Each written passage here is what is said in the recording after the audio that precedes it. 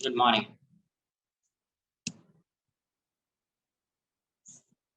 Discussion करेंगे आज। ठीक, आज का मैथमेटिक्स 1 वाला पार्ट अपना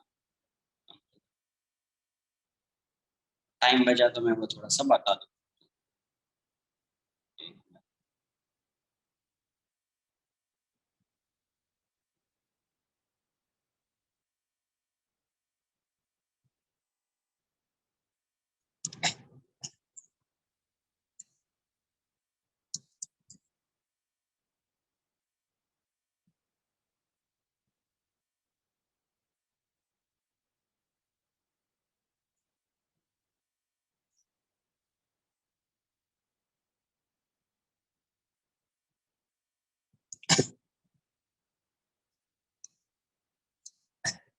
डाउट्स बोलिए एक बार।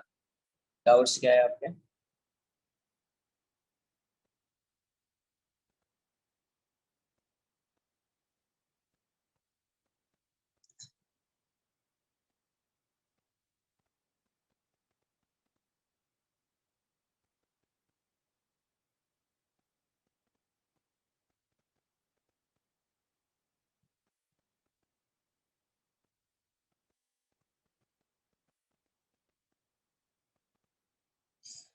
डाउट्स बोलिए एक बार, क्या है?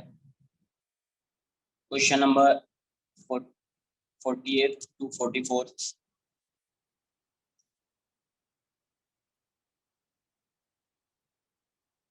Question number 40। Sir, can you please repeat what you said? क्या क्या बोला? Sir, आप repeat कर सकते हैं? डाउट जो भी दिया, जो होमवर्क है ना उसके doubts. If you have any doubts, है ना, तो बोल दीजिए कौन सा डाउट है।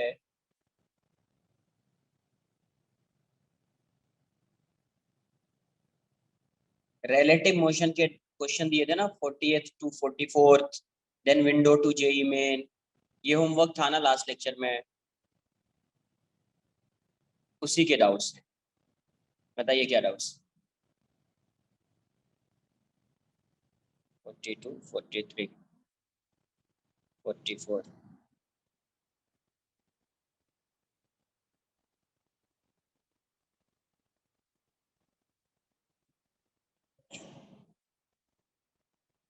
देखो यहाँ क्वेश्चन नंबर 48 क्या है। In a metro station a girl walks up stationary escalator in time t1। अब देखो, मान लो एस्केलेटर ऐसा है, यहाँ से ऐसा, ठीक है, ये वाला एस्केलेटर। अभी यहाँ पे एस्केलेटर रेस्ट में है, रेस्ट में है, ये वाला डिस्टेंस एल मान लेता हूँ। तो अभी ये कौन मूव कर रहा होगा? ये गर्ल मूव कर रही होगी इसमें। तो इसकी वेलोसिटी मान लेते हैं v1। तो इसको कितना टाइम लगा? क्वेश्चन में दिया हुआ है टाइम लग रहा है t1। तो l बाई v1 हो जाएगा। Distance upon speed, constant speed से जा रही है v1 से।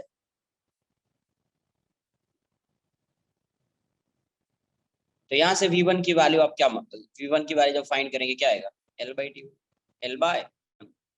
नेक्स्ट में क्या बोला? If she remains stationary on the escalator then the escalator take her up in time t2। अब देखो सेकेंड केस में क्या है, ये रेस्ट में है और एस्केलेटर मूव कर रहा है v2 से। तो ये वाला पॉइंट एस्केलेटर का जहाँ पे ये है, यहाँ से यहाँ तक आने में ये वाला डिस्टेंस l है। तो एस्केलेटर को कितना टाइम लगेगा? l बाई v2 लगेगा। यहाँ है ना l बाई v2, तो v2 की वैल्यू क्या हो जाएगी? l by v2। थर्ड में क्या है? The time taken to her time taken by her to walk up on the moving escalator. अभी एस्केलेटर भी मूव कर रहा है, वो भी वॉक कर रही है। तो बताओ पहले से टाइम कम लगेगा या ज्यादा लगेगा? टाइम वुड बी लेस और मोर। इन लास्ट केस टाइम क्या होगा? लेस होगा। एक मिनट वहां पे आता हूँ। टाइम लेस होगा तो अब ये बताओ इसकी वेलोसिटी कितनी होगी? इसकी वेलोसिटी v1 थी पहले, और ये इसकी वेलोसिटी v2 मान लिया, ये v1 से जा रहा है। तो तुमको क्या लगेगा कि ये कितने से जा रही है? v1 plus v2। v1 plus v2। तो velocity of girl with respect to जो ग्राउंड दिखेगा, जी दिखेगा, ग्राउंड से बैठ के देखोगे तो तुमको लगेगा ये v1 प्लस v2 से जा रही है, v1 प्लस v2। अगर कोई इसी के साथ मान लो इसकी फ्रेंड है यहाँ पे, वो रेस्ट में थी, तो उसको वो क्या लगेगा कि वो v2 से जा रही है, क्योंकि स्केलेटर जैसे जैसे आगे मूव करेगा वो मूव करेगी, बट ये तो मूव भी कर रही है ना, स्केलेटर के रेस्पेक्ट में भी मूव कर रही है, तो ग्राउंड के रेस्पेक्ट में इसकी वेलोसिटी क्या दिखेगी, v1 प्लस v2। तो कितना टाइम लगेगा इसको यहाँ से यहाँ तक जाने में, t equals to l by v1 plus v2, t equals to l by v1 plus v2। तो इसी t की वैल्यू फाइंड करनी है, तो t की वैल्यू क्या है, l by v1 plus v2। v1 by v2 की वैल्यू पुट करो, l by t1 plus l by t2, l common लो यार, तो 1 by t1 plus 1 by t2, l से l कैंसिल आउट हो जाएगा, एलसीएम ले लेंगे तो ये आ जाएगा t2 प्लस t1, ये 1 हो जाएगा बाय t1 t2। तो आपका आंसर कितना आ जाएगा, t1 t2 bye t1 plus t2। Answer कितना आ जाएगा, t1 t2 bye t1 plus t2। तो अलग अलग सॉल्व कर लो, जब स्केलेटर रेस्ट में है तो ये जितने से जाएगा टाइम उसी के अकॉर्डिंग लगेगा, जब ये रेस्ट में स्केलेटर मूव करेगा तो स्केलेटर की वजह से टाइम लगेगा। अब यहाँ पे तो दोनों मूव कर रहे हैं तो ये थोड़ा पहले जाए पहुंच जाएगी ये पहले से, है ना। तो इस केस में टाइम की वेलोसिटी क्या आ जाएगा, v1 प्लस v2 हो जाएगा, इस केस में वेलोसिटी क्या आ जाएगा, v1 प्लस v2 हो जाएगा। तो टाइम कितना आ जाएगा, l by v1 plus v2, l by v1 plus v2। तो you have to eliminate l because l is not given, t1 and t2 are given, है ना। तो your answer should be in terms of t1 and t2, इसमें होना चाहिए answer जो है वो t1 and t2 के टर्म्स में होना चाहिए, तो आपको l को एलिमिनेट करना पड़ेगा। तो ये है क्वेश्चन नंबर 48। क्लियर है।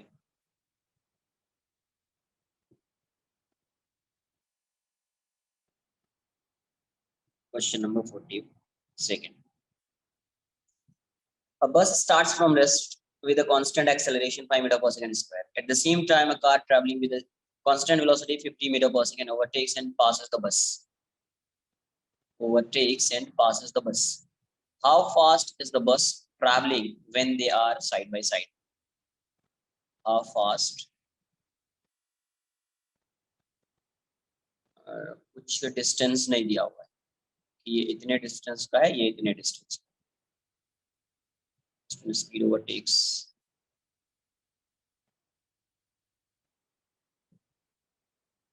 इसमें तो डायरेक्ट ही देखकर आंसर बताना पड़ेगा, इसमें तो डायरेक्ट ही देखकर आंसर बताना पड़ेगा। कुछ और कर सकते हैं क्या? A bus starts from rest with constant acceleration 5 meter per second square, ठीक है। At the same time, a car traveling with a constant speed 50 meter per second overtakes and passes the bus. अच्छा, how fast is the bus traveling when they are side by side? तो ये तो इसका तो 50 metre ही रहेगा, but उसका क्या रहेगा,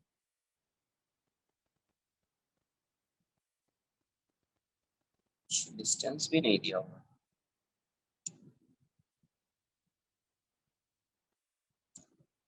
अच्छा, ऑप्शन से ही जाना पड़ेगा क्या इसमें फिर?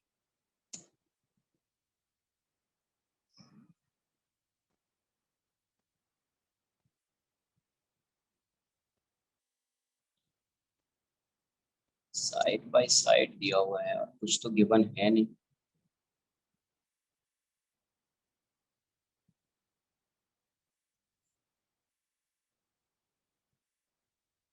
बस के यहाँ पे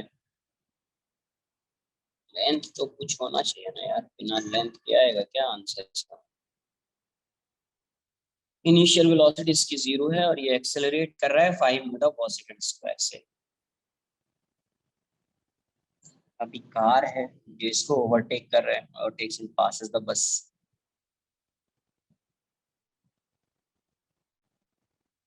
डिस्टेंस तो है नहीं।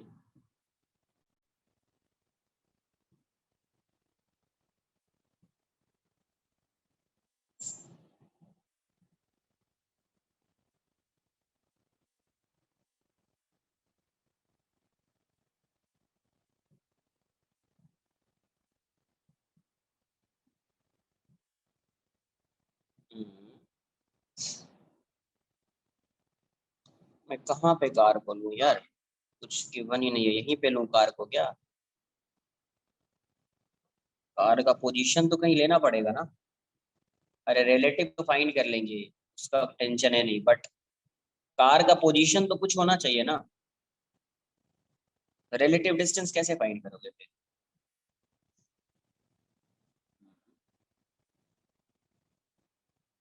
रिलेटिव डिस्टेंस कैसे फाइंड करोगे जब तक कार का पोजीशन गिवन नहीं होगा क्वेश्चन में, या कुछ डायग्राम नहीं होगा, तो रिलेटिव डिस्टेंस कैसे फाइंड करोगे?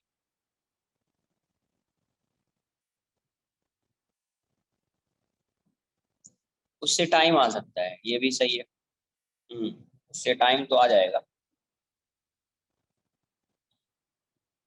नहीं नहीं नहीं, तो फिर ये भी देखना पड़ेगा ना, दोनों अगर सेम पोजीशन पे होगा तभी वो लिख सकते हो, वरना थोड़ी लिख पाएंगे। नहीं नहीं नहीं, समझ रहे हो क्या बोल रहा हूँ मैं? अगर मैं ये लिखूं 50t = 0 + ½ at², मैं displacement of bus equals to displacement of displacement of car equals to displacement of bus लिख देता हूं, तो उसके लिए पोजीशन गिवन होना चाहिए। क्या पोजीशन है? अगर यहाँ पे होगा ना, जैसे मान लो कार यहाँ पे है, सपोज कार यहाँ पे,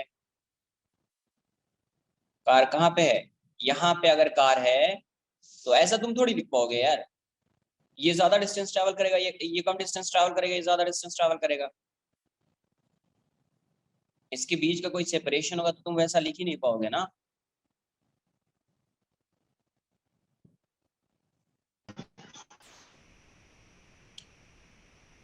कुछ अज्यूम ही करना पड़ेगा, विदाउट अज्यूम किए हुए नहीं नहीं, आंसर लाना इज नॉट द वे ना, मतलब हाँ कि सिर्फ आंसर आ जाए। समझो, क्वेश्चन को समझना है, ऐसा नहीं कि आंसर दिया हुआ है तो आंसर आ गया, 10 आ गया, 50 आ गया, 100 आ गया। जब कुछ नहीं दिया हुआ है तो लास्ट ऑप्शन वो बचता है कि उसको पॉइंट मास मान लेंगे। लास्ट ऑप्शन क्या बचता है, उसको क्या मान लेंगे, पॉइंट मास। कुछ गिवन ही नहीं है ना कि कितना डिस्टेंस। वैसे बस का भी कुछ लेंथ होता, कार का भी कुछ होता, ओवरटेक करता, या इसके बीच का इनिशियल सेपरेशन होता, कुछ ना कुछ तो होता। जब वैसा नहीं है, जब वैसा अगर क्वेश्चन में गिवन नहीं हो, तो आपको क्या करना है, दोनों को पॉइंट मास मान लेना है। दोनों को क्या मान लेना है, पॉइंट मास। ये मान लीजिए एक बस हो गया पॉइंट मास, और ये कार हो गया पॉइंट मास। दोनों को क्या करना है, पॉइंट मास मान लेना है। जब कुछ गिवन नहीं हो कि वो कितने डिस्टेंस पे है, उसका लेंथ क्या है, तब आपको क्या करना है, दोनों को पॉइंट मास मान लेंगे और एक ही पोजीशन रहेगा उसका, पोजीशन डिफरेंट नहीं रहेगा, एक ही लाइन के अलॉन्ग रहेगा, वो पोजीशन सेम रहेगा। वर्टिकल पोजीशन, वर्टिकल नहीं, हॉरिजॉन्टल ही है ये। बट ये वाला पोजीशन जो है, जो रोड है उसके परपेंडिकुलर वाला, जो अगर आप एक लाइन ड्रॉ करेंगे तो उस पे दोनों का पोजीशन क्या होगा, सेम होगा।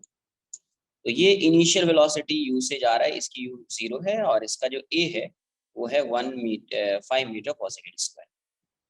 और ये जो u है ये 50 मीटर/सेकंड से कांस्टेंट स्पीड से जा रहा है। तो पहले ये तो फास्ट जाएगा, क्योंकि इसकी स्पीड है नहीं, स्पीड आने में टाइम लगेगी, तो ये तो फास्ट जाएगा, तो ये कुछ आगे निकल जाएगा। और इस ये एक्सेलरेट कर रहा था, इसकी स्पीड इंक्रीज होती जाएगी, और कुछ टाइम के बाद दोनों फिर से यहाँ पे आ जाएंगे। पहले तो ये आगे रहेगा, ये पीछे रहेगा, फिर ये क्या करेगा, इसको ओवरटेक कर लेगा। तो मान लेते हैं कि दोनों यहाँ पे आ चुका है, दोनों यहाँ पे आ चुका है। यहाँ पे बस की स्पीड हो जाएगी v = 0 + at, मतलब 5t स्पीड हो जाएगी। क्या हो जाएगी, 5t।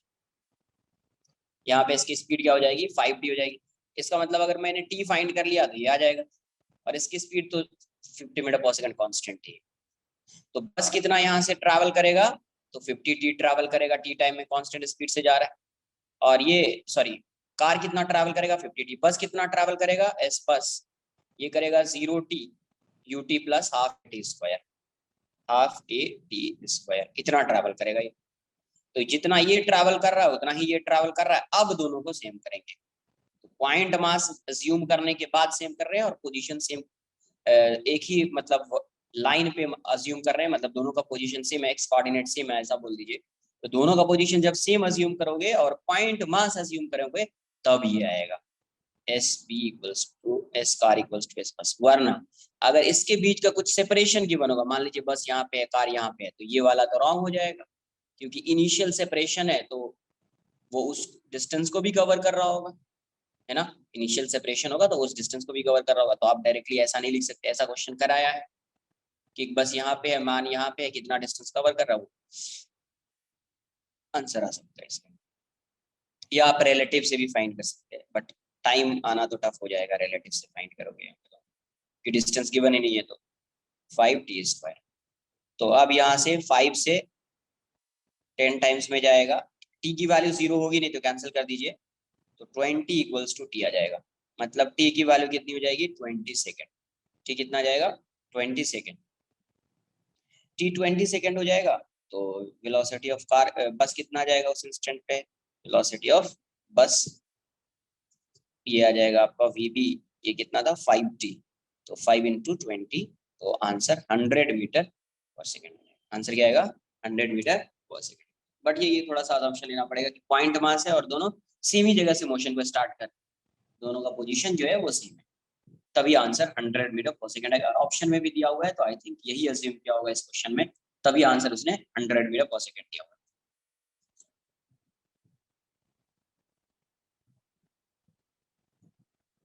43 a body is So, thrown up, yes so they'll be side by side only for like a very short interval of time, no? और उसी में 100 मीटर पर सेकंड ढूंढना था। yes yes Okay, sir. Okay.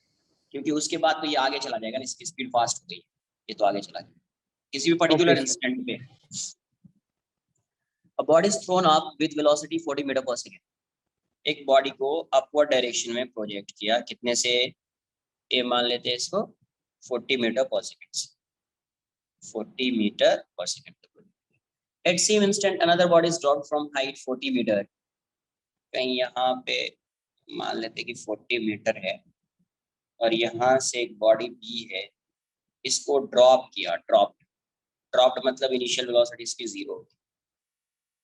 अब question में क्या बोला गया, there relative acceleration after 1.3 second, after 1.3 second. तो 1.1 तो रिलेटिव एक्सेलरेशन अगर ये एयर में होगा तो इसका दोनों का एक्सेलरेशन डाउनवर्ड डायरेक्शन में जी है, दोनों का एक्सेलरेशन डाउनवर्ड डायरेक्शन में क्या है जी है, तो वो तो 0 हो जाएगा। रिलेटिव एक्सेलरेशन अगर आप फाइंड करेंगे तो ए रिलेटिव क्या होगा, A with respect to B, ये हो जाएगा ए माइनस ए बी, ये क्या हो जाएगा, इसका भी माइनस जी होगा, इसका भी माइनस जी होगा, दोनों तो डाउनवर्ड, दोनों का एक्सेलरेशन तो डाउनवर्ड डायरेक्शन में ही है, minus g minus of minus g, तो माइनस जी प्लस जी, तो ये वाली वैल्यू क्या हो जाएगी 0, ये वाली वैल्यू क्या हो जाएगी 0, उसका एक्सेलरेशन ड्यू टू ग्रेविटी क्या आ जाएगा, relative acceleration due to gravity 0 आ जाएगा।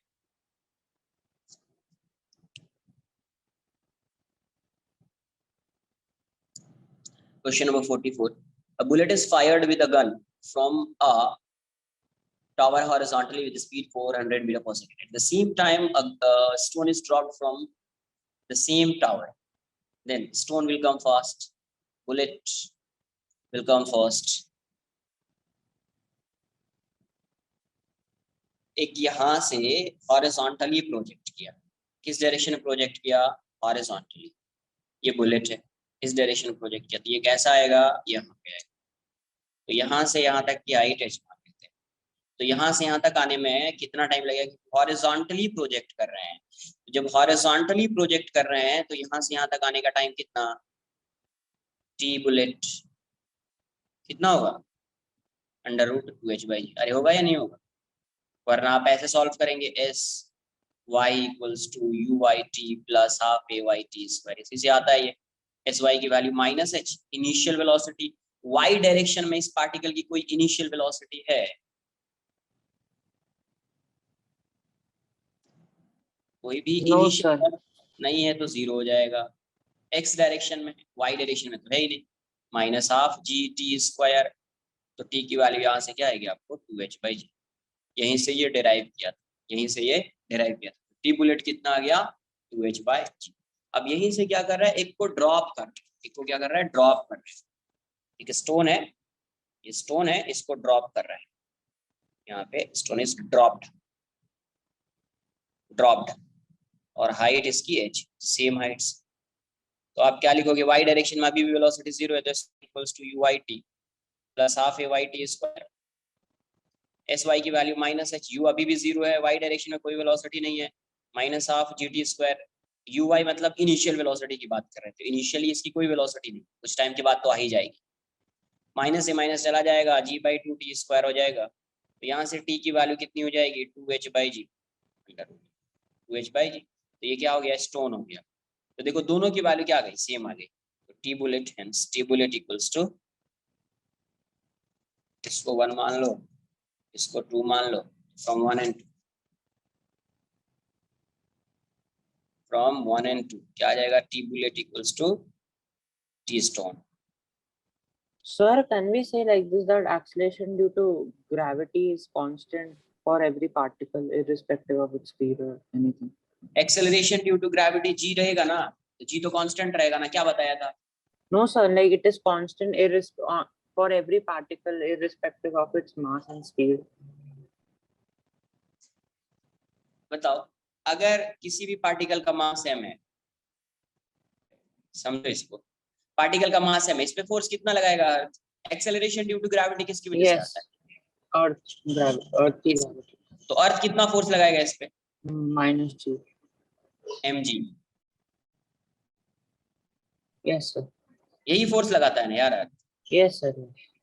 यहाँ पे मास m ले लिया, कितना फोर्स लगाएगा, mg, इसका एक्सेलरेशन इस साइड, इसका एक्सेलरेशन इस साइड, तो f की वैल्यू क्या है, f होता है कभी पढ़ा है, f equals to ma, Yes, sir.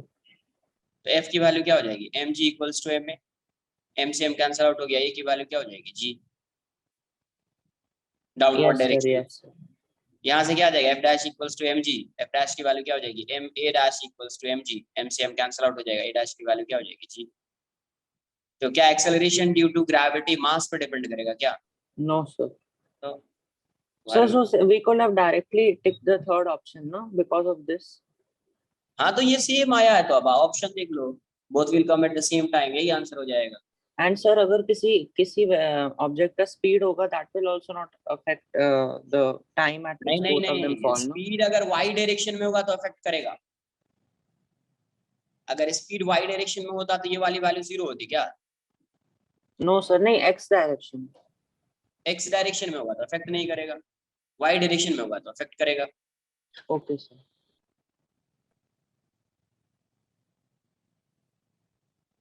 ये था क्वेश्चन नंबर 44। नेक्स्ट विंडो वाला क्या है, एक मिनट देख लेता हूँ किसी ने तो कुछ, क्वेश्चन नंबर क्या है विंडो का, 2 5 7 8 16 17 18 21 24।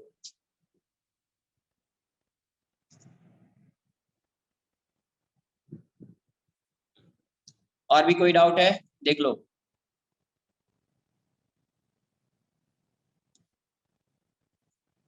Sir, the chapter is over, right? और कुछ है नहीं अभी? नहीं नहीं, इस चैप्टर में अभी कुछ नहीं है, बाकी काइनेमेटिक्स 2 में आएगा। काइनेमेटिक्स 2 जो है वो स्टार्ट होगा, आपका जो वेकेशन होगा 4-5 डेज का, उसके बाद स्टार्ट होगा काइनेमेटिक्स 2। उसके पहले अपन यूनिट एंड डायमेंशन ये सब चैप्टर, थोड़ा थोड़ा छोटा छोटा चैप्टर है, 2-3 लेक्चर्स का है, वो सब पढ़ेंगे।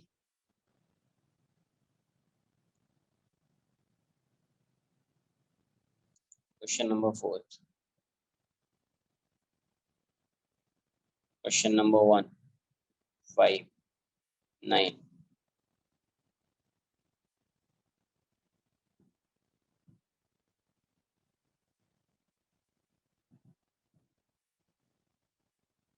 13।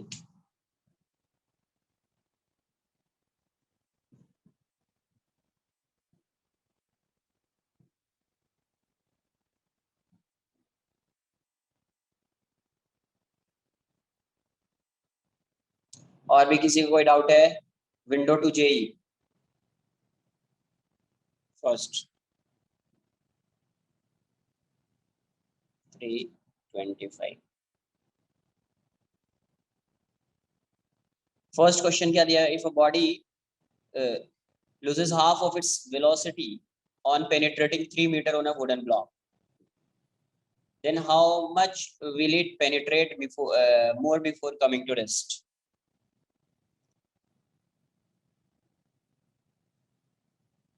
क्लास नोट्स में क्वेश्चन नहीं है इस टाइम, या तो तुम्हारे बुकलेट में रहा होगा पहले। एक बॉडी है, मान लीजिए यहाँ पे बुलेट आ रहा है या कोई भी बॉडी है, इसकी स्पीड u है, जस्ट जैसे एंटर किया उसकी स्पीड u है, तो जब ये हाफ पेनिट्रेट 3 सेंटीमीटर पेनिट्रेट कर रहा है, मान लीजिए यहाँ से यहाँ तक 3 सेंटीमीटर, तो इसकी स्पीड कितनी हो गई है u/2।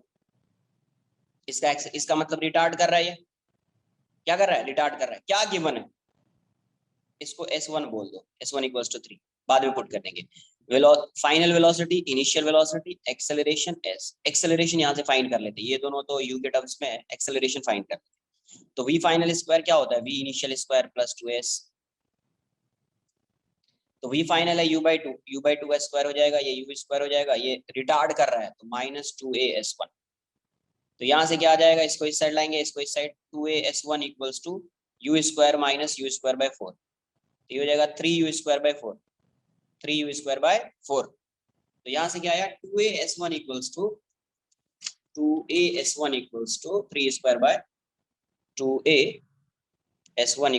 3u²/4, equation 1।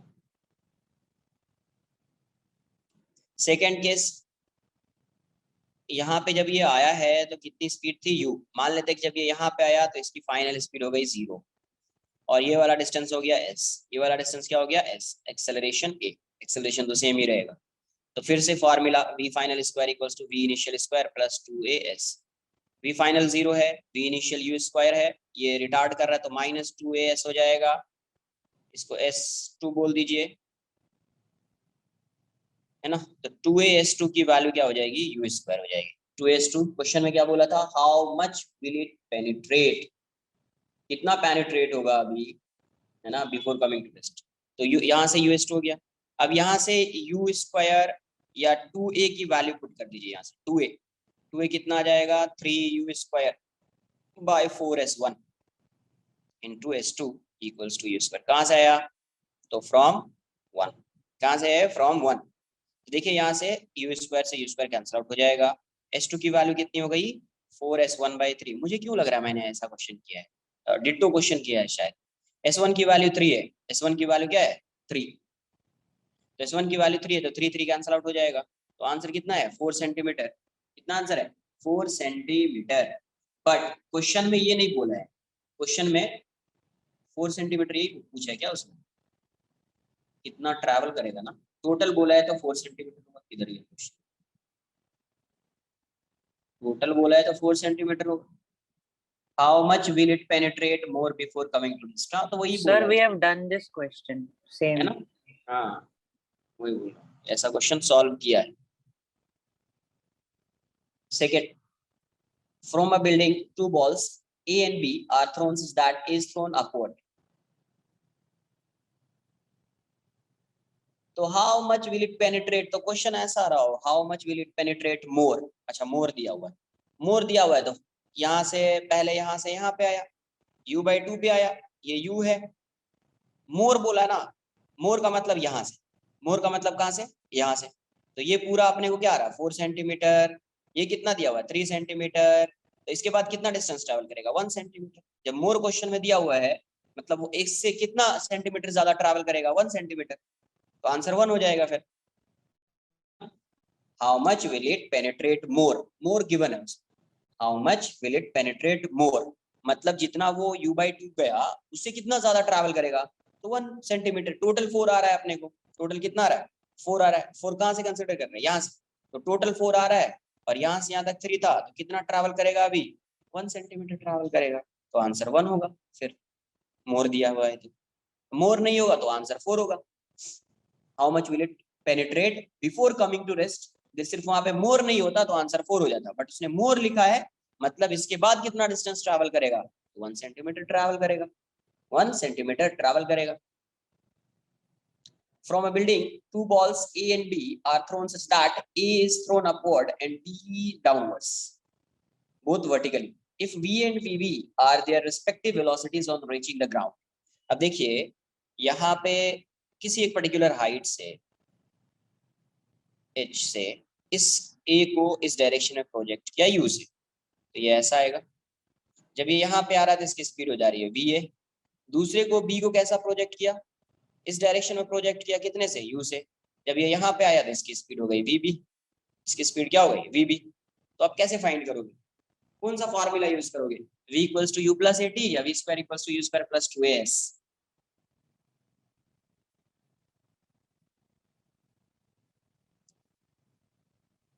क्या गिवन है? h के टर्म्स में फाइंड करेंगे, h के टर्म्स में फाइंड करेंगे तो v स्क्वायर का फॉर्मूला लगेगा। किसका फॉर्मूला लगेगा? v स्क्वायर का। तो a के लिए लिख रहे हैं अपन, तो va स्क्वायर क्या होगा? u square plus 2as। तो va square equals to u square plus 2a की वैल्यू माइनस जी, s की वैल्यू माइनस h। तो va की वैल्यू va स्क्वायर कितना हो जाएगा? u square plus 2gh। मतलब va कितना आ गया? Under root u square plus 2gh। Magnitude इसका हो जाएगा। vb के लिए क्या लिखोगे? vb स्क्वायर इक्वल्स टू, इसकी भी स्पीड u है, u स्क्वायर प्लस 2as, ऐसे लिख दो पहले। vb स्क्वायर u कितना था? माइनस था, तो माइनस u स्क्वायर कर दिया, 2 ये माइनस g है, ये माइनस h है, तो vb स्क्वायर की वैल्यू कितनी हो गई? u square plus 2gh। तो vb की वैल्यू कितनी हो गई आपको? Under root u square plus 2gh। तो दोनों की स्पीड क्या आ गई? दोनों कितनी स्पीड से आगे स्ट्राइक करेगा? दोनों कितने स्पीड से आगे स्ट्राइक करेगा? सेम स्पीड से। va इक्वल्स टू vb दिख रहा है, va इक्वल्स टू vb, दोनों सेम स्पीड से, hence va equals to vb, va equals to, दोनों क्या करेगा? सेम स्पीड से आगे स्ट्राइक करेगा। नेक्स्ट क्वेश्चन है क्वेश्चन नंबर 3 क्या दिया हुआ है? A ball whose kinetic, kinetic energy का थोड़ा बहुत आइडिया। काइनेटिक एनर्जी क्या होता है? हाफ mv स्क्वायर होता है। आई थिंक ये तो पढ़ा होगा ना कुछ, half mv square. Kinetic energy क्या होता है नहीं पढ़ा तो ये फॉर्मूला लर्न कर लीजिए बस। काइनेटिक एनर्जी कितना होता है? Half mv square. क्वेश्चन में क्या बोला है? A ball whose kinetic energy is projected at an angle of 45 degree to the horizontal, the kinetic energy of the ball at the highest point of. देखो यहाँ से ये ऐसा जा रहा है, इसकी स्पीड u है या v मान लेते हैं इसकी स्पीड, ये 45 डिग्री है, तो vx कितना आएगा? v cos 45, v by root two, ये कितना आएगा? v sin 45, ये भी होगा v बाय रूट टू।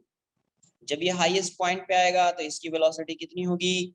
तो vx के इक्वल होगी कितनी? v by root two. Y direction कोई भी स्पीड इसकी नहीं होगी। तो देखो इनिशियल वैल्यू क्या गिवन है? इनिशियल एनर्जी जो है यहाँ पे जब ये प्रोजेक्ट कर रहे हैं तो इसकी एनर्जी ई दी हुई है। काइनेटिक एनर्जी को क्या बोल रहे हैं वो? ई। तो ई को आप क्या लिखोगे? Half mv square, equation 1। At highest point, at highest point, highest point पे क्या होगा एनर्जी? काइनेटिक एनर्जी क्या हो जाएगा? Half m into v x square, half m into v x square.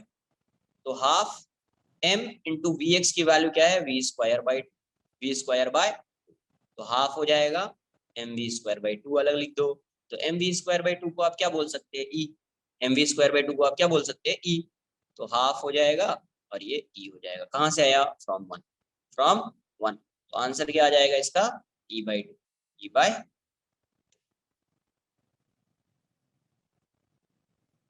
क्योंकि यहाँ पे इसकी स्पीड क्या है? हाईएस्ट पॉइंट में वी एक्स ही है ना, तो हाफ एम इंटू इधर दो वी एक्स क्या है? V by root two, v by root two का square, v square by 2, v by root two का स्क्वायर क्या होगा? V square by v x is v bye.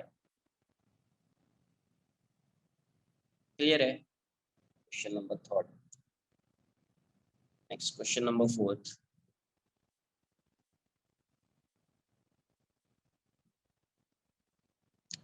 Speed of two identical cars are u into u at a specific instant। ठीक है, u into u है, speed identical car है। The ratio of their respective distance at which the two cars are stopped from that instant। Identical है मतलब acceleration same रहा होगा, फिर identical है तो एक्सेलरेशन क्या रहा होगा? सेम रहा होगा। मैं यहाँ पे मान लेता हूँ, तो एक उसको पॉइंट मास अज्यूम करके सॉल्व कर लेते हैं। ये u से जा रहा है और एक 2u से जा रहा है, 4u से जा रहा है। इसको a मान लीजिए, इसको b मान लीजिए। इसका एक्सेलरेशन इस साइड है, इसका एक्सेलरेशन इस साइड है, तो कहीं यहाँ पे आके स्टॉप हो जाएगा ये। इसको बोल दिया मैंने s1, और इसकी स्पीड फास्ट है तो कहीं यहाँ पे आके स्टॉप हो जाएगा। तो इसका डिस्टेंस हो जाएगा s2। तो s1 और s2 में फाइंड कर लेता हूँ। देखो स्पीड u मान लिया, गिवन है, ये स्पीड गिवन है, एक्सेलरेशन m अज्यूम कर लिया, डिस्टेंस s1 है, तो फॉर्मूला क्या लगेगा? Formula v final square equals to v initial square plus 2as का फॉर्मूला लगेगा। तो फाइनल वेलोसिटी 0 हो गई, इनिशियल वेलोसिटी u स्क्वायर है, रिटार्ड कर रहा है तो माइनस 2as1 हो जाएगा। तो यहाँ से 2as1 की वैल्यू u स्क्वायर हो जाएगी। तो s1 कितना आ जाएगा, क्योंकि डिस्टेंस का रेशियो चाहिए, तो s1 कितना हो जाएगा u स्क्वायर बाई 2a।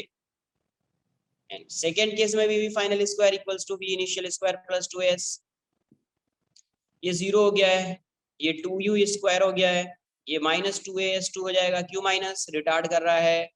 तो 2as2 की वैल्यू कितनी हो जाएगी, 4u स्क्वायर, s2 कितना हो जाएगा यार, 4u square by 2a, 4u square by 2a। अपने को फाइंड करना क्या है, s1 bye s2। Okay 4u है क्या, 4u है, तो 4u है तो 16 हो जाएगा, 16 हो जाएगा, ये 4u है तो 16 हो जाएगा। तो 16 s1 बाय s2 कितना हो जाएगा, तो u square by 2a into 16u square by 2a, 2a से 2a कैंसिल आउट हो जाएगा, u स्क्वायर से u स्क्वायर जाएगा, क्या आएगा 1 बाई 16, आंसर हो जाएगा फिर 1:16, 1:16। सिंपल सा क्वेश्चन है ये सब यार।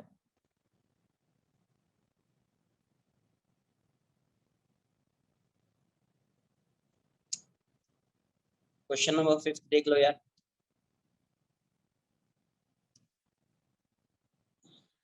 अरे ये सब क्लियर है ना, किसी को कोई डाउट आ रहा है इसमें?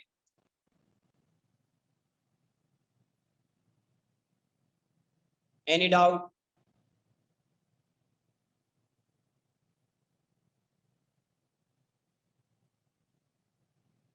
Question number 5, boy playing on the roof of a 10-meter high building throws a ball with a speed 10 meter per second at an angle of 30 degree with horizontal. How far from the throwing point will the ball be at a height of 10 meter from the ground?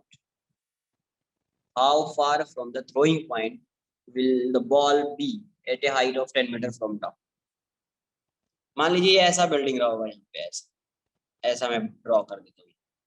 यहाँ से इसने एक ball को throw किया, कितने degree angle पे, 30 degree angle पे, कितनी स्पीड से, 10 मीटर पर सेकेंड स्पीड से। यहाँ से यहाँ तक का डिस्टेंस कितना है, 10 मीटर है। इसका पाथ कैसा होगा, कुछ ऐसा होगा। क्वेश्चन में क्या बोला है, क्वेश्चन में पूछा गया आपको how far from the throwing point will the ball be at a height of 10 metre from the ground. तो ग्राउंड से 10 मीटर पे ये यहाँ पे आएगा, पे आएगा ना, ये 10 है तो ये भी 10 होगा यार। तो ये थ्रोइंग पॉइंट से कितने डिस्टेंस, यही इसका डिस्टेंस हो जाएगा, फिर ये डिस्टेंस होगा ना। तो ये क्या हो गया, यहां से यहां तक एक प्रोजेक्टाइल मान सकते हैं, और यहां से यहां तक एक प्रोजेक्टाइल अज्यूम कर सकते हैं ना। तो एक प्रोजेक्टाइल अज्यूम कर दिया तो ये वाली वैल्यू क्या हो जाएगी, आर, ये वाली वैल्यू क्या हो जाएगी, आर। रेंज आ जाएगा, क्या आ जाएगा, रेंज। तो रेंज कितना होगा, यू स्क्वायर, ऐसा लिख दो, u square sine 2 theta by g, यही होता है ना। तो यू स्क्वायर मतलब 10 स्क्वायर, साइन 2 थीटा मतलब साइन 60 बाई जी, जी की वैल्यू को कितना ले लें अपन, 10। तो यहाँ से हो जाएगा 100/10, साइन 60 3/2, 3/4, रूट 3/2 होता है तो 3/4 हो जाएगा, ये कितना हो जाएगा, 3/4। तो यहाँ से ये जाएगा 30/4 आ जाएगा, 15/2 आ जाएगा।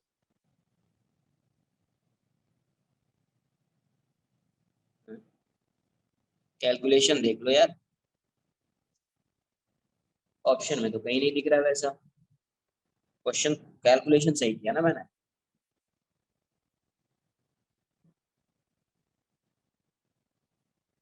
ऑप्शन में तो कहीं नहीं दिख रहा है 7.5, साइन 2 थीटा ना, साइन 2 थीटा है करेक्ट, मैंने साइन स्क्वायर कर दिया। साइन 2 थीटा है रूट 3/2, रूट 3/2, रूट 3/2, तो ये हो जाएगा 5√3, मतलब 5 इंटू 1.732, तो ये हो जाएगा 0.668। आंसर 8.66 मीटर आ जाएगा। हाँ, अभी आंसर सही। ये साइन 60 होगा, साइन स्क्वायर 60 नहीं है, तो 3/√3/2 आएगा। √3/2 आएगा, तो ये 0 0 कैंसिल, 2 से 5 टाइम्स हो जाएगा, 5√3 हो जाएगा। √3 की वैल्यू पुट कर दीजिए 1.732, तो यहाँ से 8.66 आंसर आ जाएगा। 8.66 आंसर। तो क्वेश्चन को रीड करो और समझो, डिकोड करो क्वेश्चन को, क्या पूछ रहा है। तो यहाँ से यहाँ तक पूछा था आपसे, ये थोड़ी पूछा था ये वाला डिस्टेंस, ये भी यहाँ पे आया, तभी तो ये तो रेंज बन जाएगा। ये क्या बन जाएगा? रेंज बन जाएगा।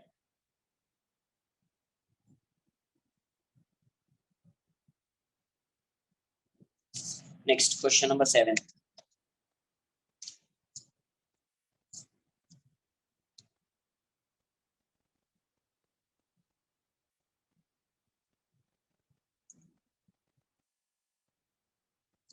क्वेश्चन नंबर 7 क्या बोला है? A ball is thrown from a point with speed v0 at an angle of theta. Thrown from a point with speed v0 and angle of projection theta from the same point and at the same instant, a person starts running with a constant speed v0 by 2 to catch the ball. Will the person be able to catch the ball? If yes, what should be the angle of projection? देखो यहाँ से ball यहाँ से यहाँ आया, तभी एक person जो है यहाँ से इस डायरेक्शन में कांस्टेंट स्पीड v0/2 से जा रहा है। v0/2 से इस डायरेक्शन में क्या कर रहा है? रन कर रहा है। और इसको कितने से प्रोजेक्ट किया? v0 से। ये थीटा है, तो इसकी इस डायरेक्शन में स्पीड कितनी होगी? v0 cos थीटा हो जाएगी।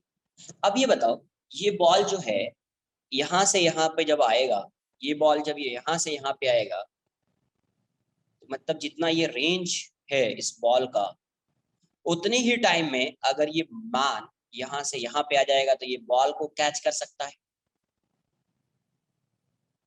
जितना ये हॉरिजॉन्टल डिस्टेंस ट्रैवल करेगा, उतना ही अगर ये हॉरिजॉन्टल डिस्टेंस ट्रैवल कर ले तो ये बॉल को कैच कर लेगा ना यार। बॉल ऐसे जा रहा है, ऐसे आएगा, तो कुछ हॉरिजॉन्टल डिस्टेंस ट्रैवल करेगा, कुछ वर्टिकल। तो जितना हॉरिजॉन्टल डिस्टेंस ये बॉल ट्रैवल कर रहा है, उतना ही अगर हॉरिजॉन्टल डिस्टेंस ये मैन ट्रैवल कर ले, इसका मतलब ये कैच कर लेगा। तो इसका आंसर तो यस होगा, करेगा।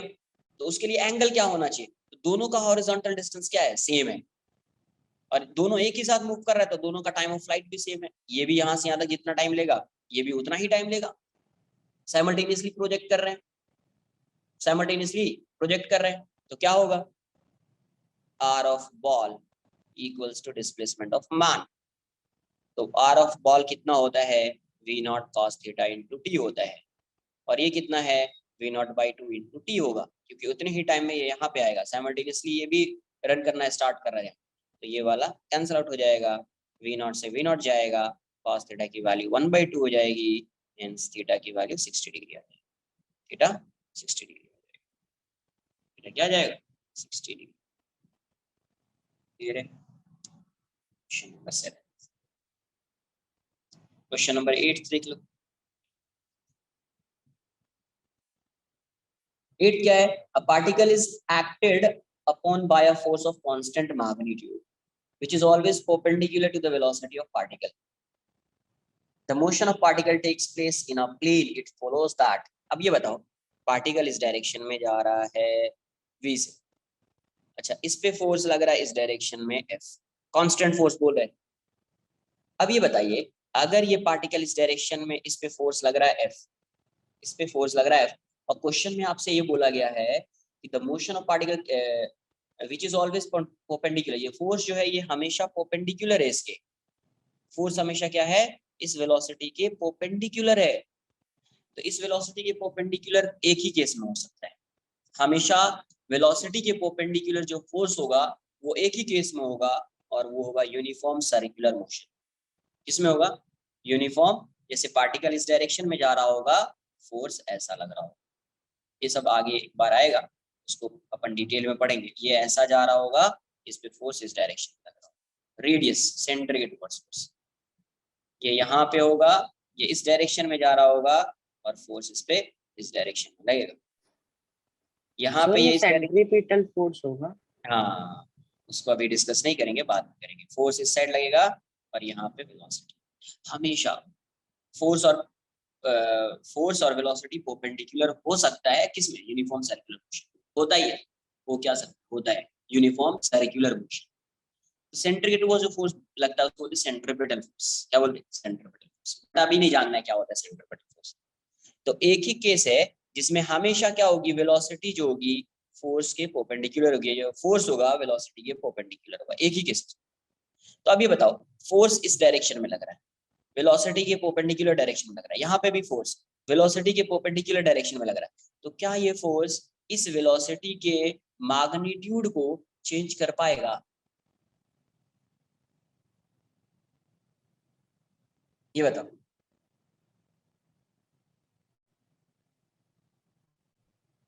क्या ये फोर्स इस वेलोसिटी के मैग्नीट्यूड, अरे कभी कभी चेंज करता है फोर्स? No, no. क्योंकि जब वेलोसिटी की डायरेक्शन में होगा तभी चेंज करेगा ना यार। परपेंडिकुलर डायरेक्शन वाला चेंज, जैसे देखो मान लो अभी अपन पढ़ रहे थे प्रोजेक्टाइल मोशन, प्रोजेक्टाइल मोशन में ये पार्टिकल है, इस पे तो फोर्स लग रहा है ना, इस डायरेक्शन में mg लग रहा है या नहीं लग रहा है? मास होगा तो g लगेगा, तो mg लग रहा होगा, हर पॉइंट पे mg लग रहा होगा, तभी तो इसका एक्सेलरेशन g आ रहा है, हर पॉइंट पे mg लग रहा होगा। तो क्या ये mg इस डायरेक्शन के फोर्स को चेंज कर रहा है? ये इस डायरेक्शन की वेलोसिटी को x डायरेक्शन की, जो इसकी परपेंडिकुलर डायरेक्शन की वेलोसिटी है, क्या इसको चेंज कर रहा है ये फोर्स? नहीं कर रहा है ना। किस डायरेक्शन की वेलोसिटी को ये चेंज करता है? तो जिस डायरेक्शन में फोर्स है उसी डायरेक्शन की वेलोसिटी को चेंज करेगा। ये किस डायरेक्शन की वेलोसिटी को चेंज करेगा? तो ये जो है y डायरेक्शन की वेलोसिटी को चेंज करता है। और अपन ने देखा भी है किस डायरेक्शन में चेंज, मतलब जो चेंज आता है वो किस डायरेक्शन में आता है, y डायरेक्शन, क्योंकि y डायरेक्शन में फोर्स लग रहा है। x डायरेक्शन की वेलोसिटी हमेशा क्या होती है, कांस्टेंट होती है, हमेशा क्या होती है, कांस्टेंट होती है। इसका मतलब इसकी जो वेलोसिटी होगी यहाँ पे उसका मैग्नीट्यूड कांस्टेंट रहेगा।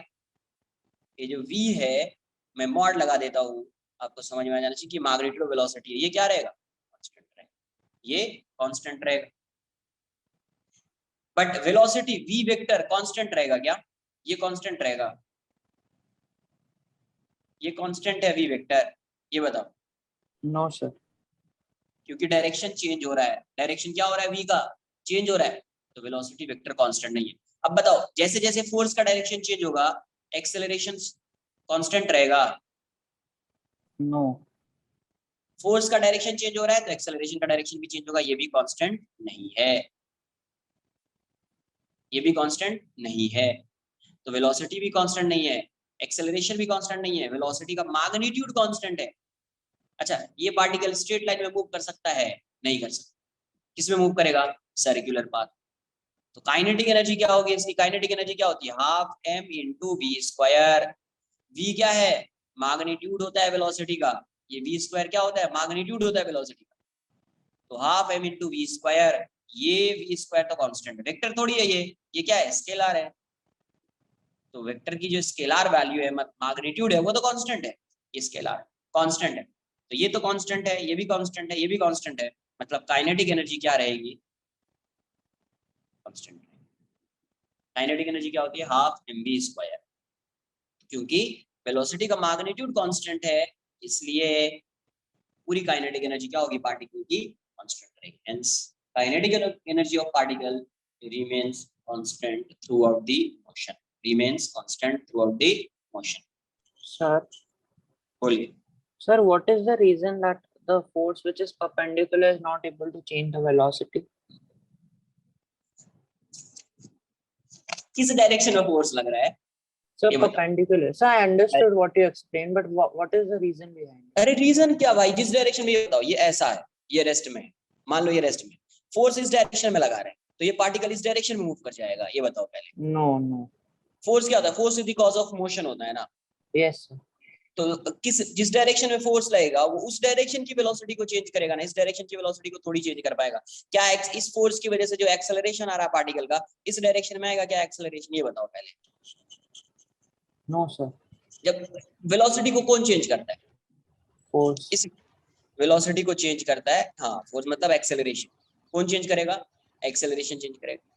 जब पार्टिकल एक्सेलरेट करता है तभी वेलोसिटी का मैग्नीट्यूड चेंज होता है या नहीं होता है? Yes, sir. जब फोर्स इस डायरेक्शन में लगेगा, क्या इस फोर्स की वजह से इस पार्टिकल का एक्सेलरेशन इस डायरेक्शन में आ सकता है?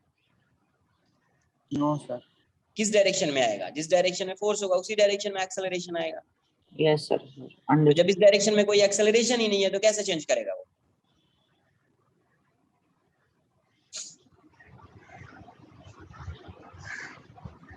नेक्स्ट क्वेश्चन क्या है, question number 9। An automobile traveling with a speed 60 km/h can brake to stop within a distance of 20 meters. If the car is going twice as fast, that is 120 km/h, the stopping distance. मान लीजिए ये जा रहा है कितने metre से, point mass बना लिया 60 km/h। तो पहले इसको मीटर पर सेकंड में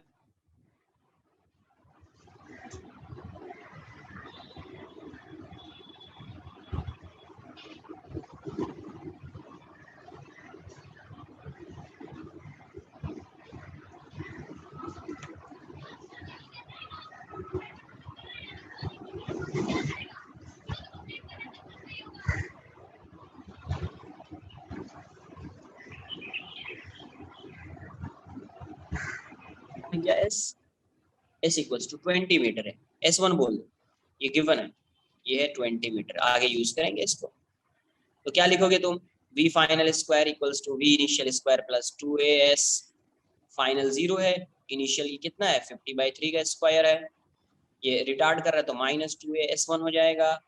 तो यहाँ से 2as1 की वैल्यू कितनी, ये 2500/9, तो 2as1 कितना है 20 है, 2500/9 ये जाएगा 2 से 125 टाइम्स में जाएगा, तो यहाँ से 2a की वैल्यू कितनी हो जाएगी 125/9।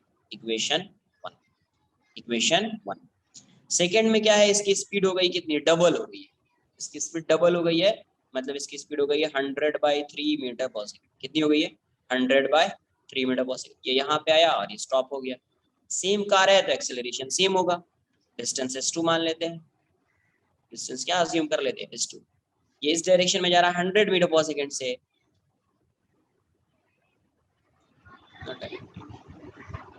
ये जा रहा है 100/3 मीटर पर सेकंड से, और यहाँ पे स्टॉप हो गया है, और ये वाला डिस्टेंस s2 है, एक्सेलरेशन ही है जो अपन ने पहले फाइंड किया 2a की वैल्यू। तो भी फिर से वही फार्मूला लगाएंगे, फिर से क्या लगाएंगे, वही फार्मूला लगाएंगे। तो v फाइनल स्क्वायर क्या आ जाएगा, v initial square plus 2as, v final 0 square हो जाएगा, इनिशियल कितना है 100/3 का स्क्वायर हो जाएगा, ये हो जाएगा -2as2, ये हो जाएगा 2as2 इक्वल्स टू 100 × 100/9। 2a की वैल्यू पुट कर दीजिए 125/9 इंटू s2 इक्वल्स टू 100 × 100/9। कहाँ से आया ये 2a 125/9 फ्रॉम 1, इक्वेशन 1 से ये वैल्यू आई है। तो 9 से 9 तो कैंसिल आउट हो जाएगा, s2 की वैल्यू कितनी हो जाएगी आपको 100 × 100/125। 25 से कितने टाइम्स में जाएगा 5 टाइम्स में, 25 से 4 टाइम्स में, 5 से 20 टाइम्स में, s2 की वैल्यू कितनी हो जाएगी 80 मीटर। s2 की वैल्यू कितनी हो जाएगी 80 मीटर। सिंपल सा क्वेश्चन है, ऐसे क्वेश्चन कितने मतलब 4-5 क्वेश्चन तो सेम टाइप का किया है, एक्सरसाइज में भी इस टाइप का क्वेश्चन था। 8 हो गया, 9 हो गया, नेक्स्ट क्या है 13th। क्या दिया, projectile can have same range for 2 angle of projection.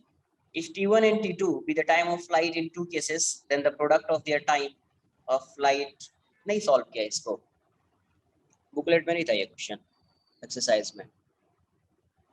एक एंगल थीटा होगा और एक एंगल होगा 90 माइनस थीटा, तभी इसका रेंज सेम आएगा, u है। तो यहाँ से टाइम ऑफ फ्लाइट कितनी हो जाएगी 2u sin θ/g, और यहाँ से कितनी हो जाएगी 2u sin 90 minus θ/g, 2u cos θ/g। Multiply कर दो, गिवन ये T1 × T2 क्या आएगा 2u sin θ/g into 2u cos θ/g। तो यहाँ से 2 को बाहर कर दीजिए, इसको मैं एक साथ लिख देता हूँ, 2 इस 2 को अलग कर देता हूँ, u² sin θ cos θ by ji square है, एक जी यहाँ पे लिखते हैं, दूसरा जी यहाँ पे लिख देते हैं। ये वाली जो वैल्यू होगी 2u² sin theta cos theta by g, ये हो जाता है रेंज। ये क्या हो जाता है? रेंज। तो कितना आएगा? 2/g into are. तो T1 T2 की वैल्यू कितनी आ गई? T1 into T2 is 2g/r। ये तो कांस्टेंट है, ये r है, मतलब hence T1 into T2 is directly proportional to r, directly proportional to r। Question पहले भी सॉल्व किया, directly proportional to r।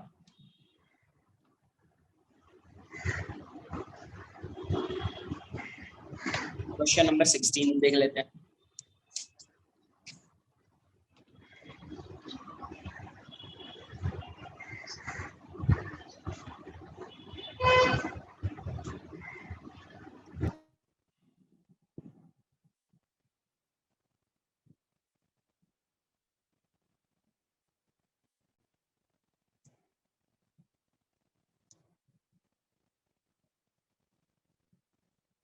Question number 16 क्या बोल रहे हैं?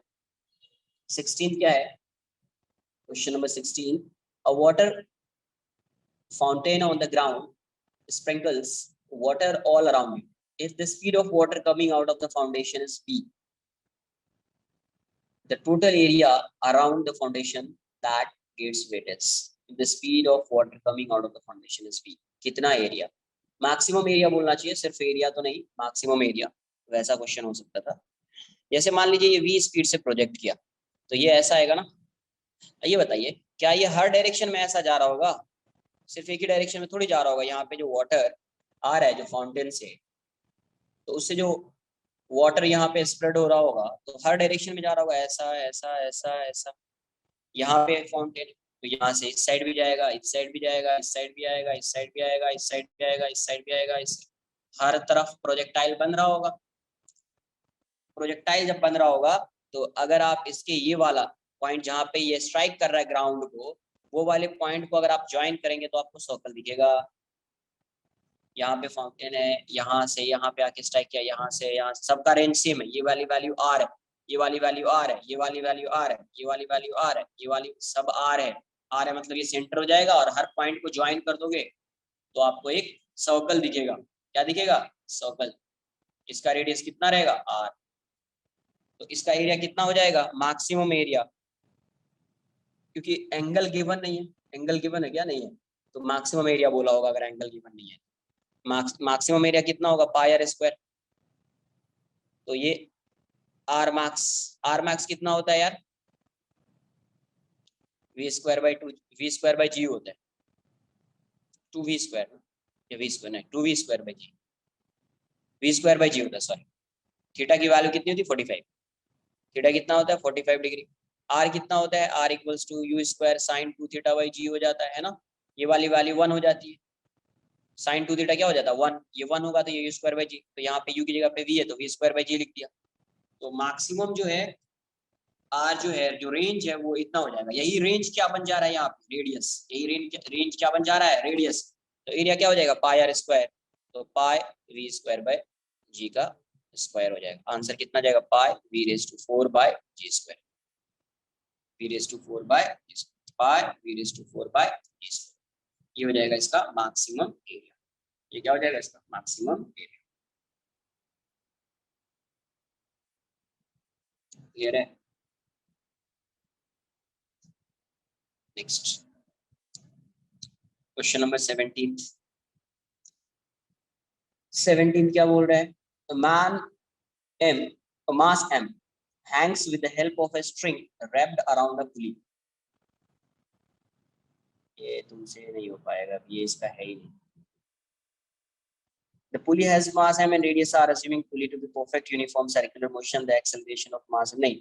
ये क्वेश्चन, इस क्वेश्चन को स्किप कर दीजिए। क्वेश्चन नंबर 17 अभी आपसे नहीं हो पाएगा, सर्कल कर लेना उसको। अभी आपसे हो ही नहीं पाएगा ये क्वेश्चन। ये इस चैप्टर का क्वेश्चन ही नहीं, इस चैप्टर का ये क्वेश्चन है ही नहीं, तो ये अभी क्वेश्चन नहीं करें। क्वेश्चन नंबर 17 को आप मार्क कर लीजिए, इस चैप्टर का क्वेश्चन नहीं है। बता तो दूंगा बट समझ में नहीं आएगा कुछ, वो पढ़ा ही नहीं है अभी। रोटेशन का क्वेश्चन है ये, यहाँ पे question number 18। The maximum ranges of a bullet fired from a toy pistol mounted on a car at rest is r naught equals to 40 meter.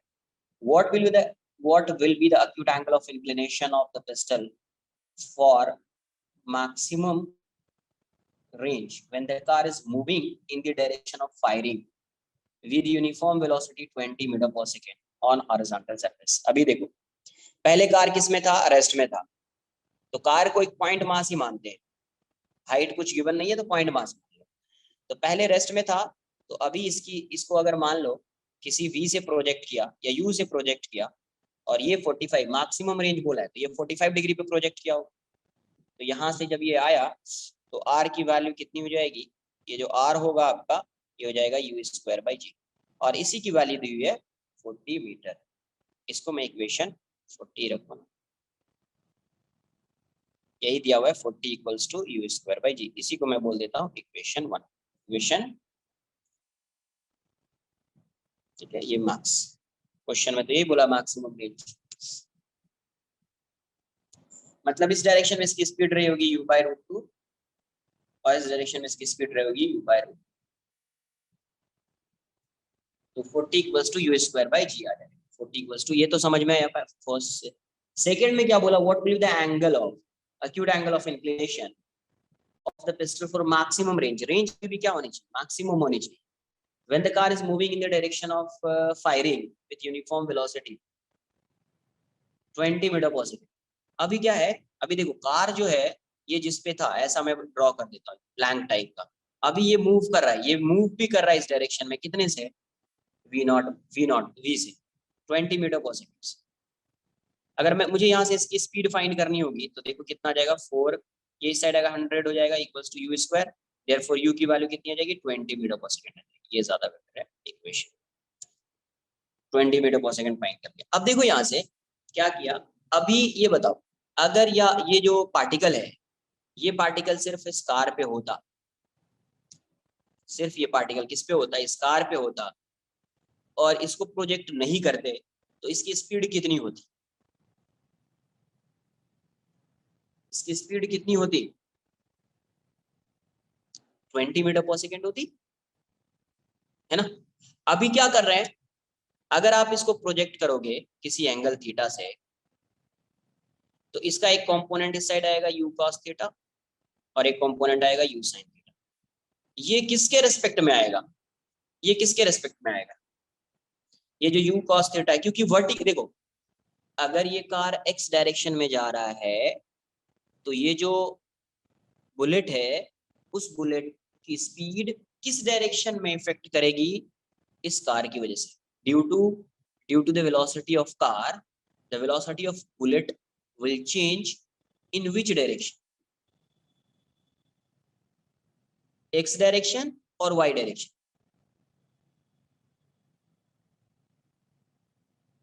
किस डायरेक्शन में चेंज होगा ये बताओ पहले. X और Y? X direction. Y direction में change नहीं होगा. Y डायरेक्शन में चेंज नहीं होगा. ये क्लियर है? अब ये बताओ, अभी जस्ट एक क्वेश्चन किया था, फर्स्ट क्वेश्चन आज का वही था. जैसे एलिवेटर है, तो एलिवेटर भी जा रहा है और उस पे एक गर्ल भी जा रही थी, तो ग्राउंड के रेस्पेक्ट में उसकी स्पीड कितनी हो गई थी? This plus this. कुछ आई बात समझ में? तो अभी इसकी जो स्पीड होगी अभी बुलेट की, ग्राउंड के रेस्पेक्ट में कितनी हो जाएगी? Velocity of bullet with respect to ground along x direction, या ubx बोल दो. x डायरेक्शन में इसकी स्पीड कितनी हो जाएगी? तो u cos थीटा प्लस 20. ये बात आई समझ में क्या? ये बताओ पहले. ये जो लिखा है यहाँ पे, ये क्लियर है सबको कि अभी ग्राउंड के रेस्पेक्ट में जो बुलेट की स्पीड होगी, u cos थीटा तो पहले थी, अभी 20 दिया जाएगा क्योंकि वो कार भी जा रहा है. तो आपको बताया है कि जब किसी पार्टिकल को आप ड्रॉप करते हैं या प्रोजेक्ट करते हैं, तो अगर वो मूविंग बॉडी से प्रोजेक्ट किया गया है या ड्रॉप किया गया है, तो वो क्या करता है? उस मूविंग बॉडी के वेलोसिटी को एक्वायर कर लेता है. ये बात आई समझ में कुछ?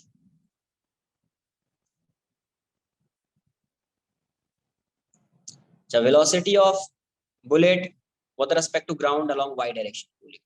Y डायरेक्शन में तो कोई कार की वेलोसिटी है, नहीं तो वो तो चेंज होगा नहीं, वो कितना जाएगा u sin थीटा, वो कितना जाएगा u sin थीटा, और u की वैल्यू 20 है तो 20 cos थीटा प्लस 20 हो जाएगा, और ये 20 sin थीटा आ जाएगा। मुझे थीटा चाहिए, मुझे क्या चाहिए, थीटा। मतलब अभी जो है, अभी ग्राउंड से, आप ग्राउंड से देख रहे हैं with respect to ground, ground के रेस्पेक्ट में ये जो बुलेट है उसकी इस डायरेक्शन में स्पीड आएगी 20 cos थीटा प्लस 20, और इस डायरेक्शन में इसकी स्पीड आएगी 20 sin थीटा। क्लियर है? ये पार्टिकल की वेलोसिटी ऐसी, तो ये ऐसा जा रहा होगा, ये वाला रेंज आ जाएगा, रेंज। ये एंगल तो थीटा ही है, ये अभी तो थीटा दिखेगा नहीं, है ना, एंगल तो चेंज हो जाएगा, कुछ अल्फा, अभी क्या दिखेगा, कुछ अल्फा दिखेगा, थीटा ही चाहिए क्योंकि बुलेट के रेस्पेक्ट में चाहिए। अब ये बताओ, इस बुलेट की वाई डायरेक्शन की स्पीड अपने को पता है, एक्स डायरेक्शन की ये है, तो पहले टाइम ऑफ फ्लाइट फाइंड कर लेते हैं। क्या फाइंड कर लेते हैं, टाइम ऑफ फ्लाइट। तो टाइम ऑफ फ्लाइट कितना होगा, या डायरेक्ट फॉर्मूला भी पुट कर सकते हो, ये हो जाएगा 2u sin 2uy by g, है ना, मतलब 2 into 20 sin थीटा by 10, कितना जाएगा 4 sin थीटा। और रेंज कितना आ जाएगा फिर यार, रेंज आ जाएगा ux into t, तो रेंज कितना आ जाएगा, ux कितना है 20 cos theta plus 20 into 4 sin theta. तो आप मल्टीप्लाई कर दीजिए, 4 को ऐसे ही रखो, इसको मल्टीप्लाई कर दो, 20 sin theta into cos theta plus 20 sin theta.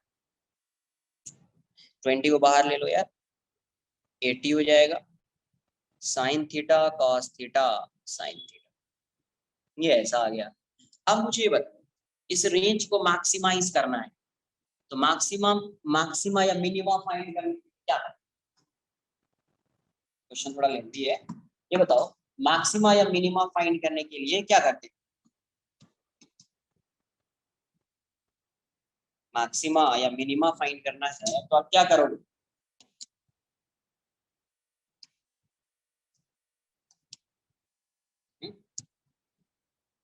Differentiate करेंगे। क्या करेंगे, डिफरेंशिएट करेंगे, है ना।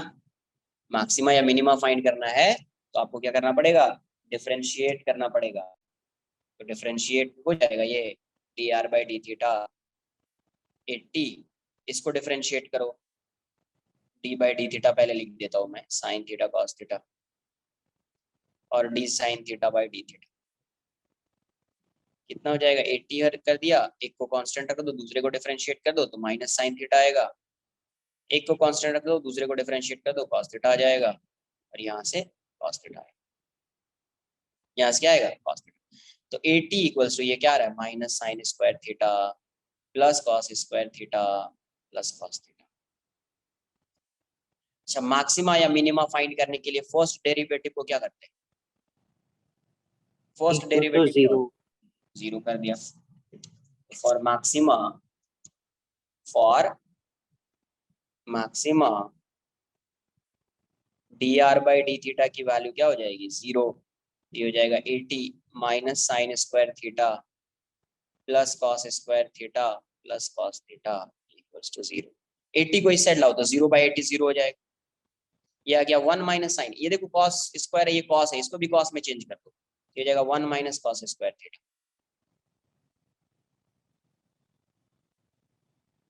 Plus cos square theta plus cos theta equals to 0। अब multiply -1 plus cos square theta plus cos square theta plus cos theta equals to 0। Quadratic आ गया, 2 cos square theta plus cos theta -1 equals to 0। तो ये दोनों को multiply कर दो, cos square में क्वाड्रेटिक आ गया, तो ये हो जाएगा 2 cos square theta plus 2 cos theta minus cos theta, और यह -1 इक्वल्स टू 0 आ गया। तो ये क्या आ जाए, 2 cos थीटा कॉमन ले लीजिए, क्या आ जाएगा यहाँ से, cos थीटा प्लस 1, -1 कॉमन ले लीजिए तो cos theta plus 1 equals to 0। तो यहाँ से क्या आ रहा है, cos थीटा प्लस 1, और ये आ रहा है 2 cos थीटा -1 इक्वल्स टू 0। तो इसको 0 कर दीजिए, cos theta equals to +1 = 0, cos theta की वैल्यू -1 हो जाएगी, थीटा 180 डिग्री हो जाएगा। पॉसिबल है क्या प्रोजेक्टाइल मोशन में थीटा 180 डिग्री? अरे प्रोजेक्टाइल मोशन में थीटा 180 डिग्री पॉसिबल है? नहीं है, बताया है। जीरो नहीं होना चाहिए, 90 भी नहीं होना चाहिए, 180, 1/2। थीटा कितना 60। ये तो पॉसिबल नहीं है, ये पॉसिबल है। इसका मतलब कितने एंगल से प्रोजेक्ट करना चाहिए अभी उसको? 60 डिग्री से। तो थोड़ा कैलकुलेशन ज्यादा है इस क्वेश्चन। 2 क्वेश्चन हो गए इसी में, 2 क्वेश्चन हो गए। क्या किया एक बार फिर से समझ लीजिए।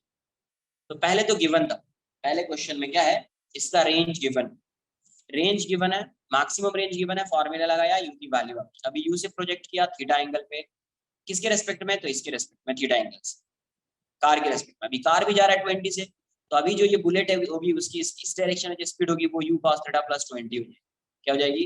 u cos थीटा + 20, और ये u sin थीटा ही रहेगा, इसमें कोई चेंज नहीं आएगा। क्यों चेंज नहीं आएगा? क्योंकि कार की कोई स्पीड नहीं है इस डायरेक्शन में, इसलिए इसमें कोई चेंज नहीं आएगा। तो x डायरेक्शन में ये हो जाएगा, y डायरेक्शन में ये हो जाएगा। टाइम फाइंड कर लीजिए, रेंज फाइंड कर लीजिए, और उस रेंज को एक बार डिफरेंशिएट कर दीजिए, क्योंकि आपको मैक्सिमम रेंज के लिए थीटा की वैल्यू फाइंड करनी है। और फर्स्ट डेरिवेटिव में क्या, फर्स्ट डेरिवेटिव को क्या करना पड़ेगा? 0। तो जब आप फर्स्ट डेरिवेटिव को 0 करेंगे तो from here you will get the value of theta. तो थीटा की वैल्यू एक आएगी 180 degree, second would be 60 degree. 180 degree is not possible in case of projectile motion, 60 degree possible है, तो आंसर 60 डिग्री हो जाना चाहिए। आंसर 60 डिग्री आ जाएगा। ये था क्वेश्चन नंबर 18। नेक्स्ट क्या है? Question number 21।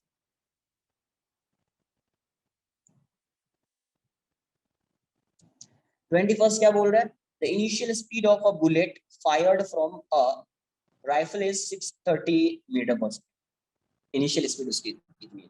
Rifle is fired at the center of a target 700 meter above at the same level as the target. The fired at the center of a target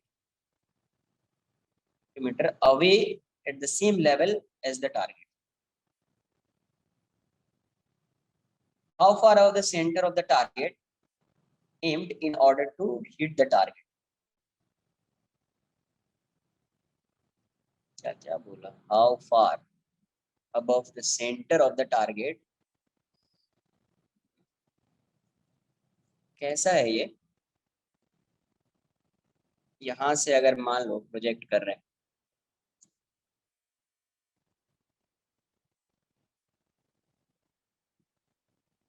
same level पे है ना, 700 metre away है target यहाँ पे, और same level पे है, same level पे यहां से प्रोजेक्ट कर रहे हैं यहाँ पे, और ये 700 मीटर अवे है, टारगेट यही है टी। तो इसको ऐसे प्रोजेक्ट करेंगे तभी आके ऐसा स्ट्राइक करेगा, है ना? ऐसा प्रोजेक्ट करेंगे तभी आगे स्ट्राइक करेगा। डायरेक्टली अगर शूट करोगे तो नहीं जाएगा, यहाँ से ऐसा क्या हो जाएगा? प्रोजेक्टाइल हो जाएगा, जी लगेगा इस पे, तो ये ऐसा आ जाएगा। ये कैसा आ जाएगा? यहाँ से ऐसा आ जाएगा। राइफल ऐसा है, किसी हाइट पे है, किसी हाइट पे है ये। अगर आपने ऐसा डायरेक्ट प्रोजेक्ट किया होता इस डायरेक्शन में तो ये ऐसा आ जाता, कभी स्ट्राइक करता ही नहीं। तो आपको किसी एंगल पे स्ट्राइक मतलब प्रोजेक्ट करना पड़ेगा, तब ये आके ऐसा स्ट्राइक करेगा। तो आपसे पूछा गया है क्या क्वेश्चन में कि how far above the centre of the target the rifle must be aimed in order to hit the target. How far, तो यही आना चाहिए, हाइट, मैक्सिमम हाइट क्वेश्चन में पूछा गया है। क्या पूछा गया? मैक्सिमम हाइट ही पूछा गया क्वेश्चन, है ना? इस एंगल को थीटा बोल दीजिए, इस एंगल को थीटा बोल दीजिए। इसकी इनिशियल स्पीड गिवन है, रेंज गिवन है, और हाइट चाहिए। रेंज गिवन है और हाइट चाहिए, तो थीटा फाइंड कर सकते हैं क्या अपन? आर गिवन है तो यूएक्स आ जाएगा, यूएक्स आएगा थीटा आ जाएगा, थीटा आएगा तो रेंज आ जाएगा, आ जाना चाहिए। देखो अपने को पता है रेंज कितना है, 700। रेंज कितना है? 700। रेंज को आप क्या लिखोगे? नहीं, टाइम ऑफ फ्लाइट तो फिर नहीं है ना।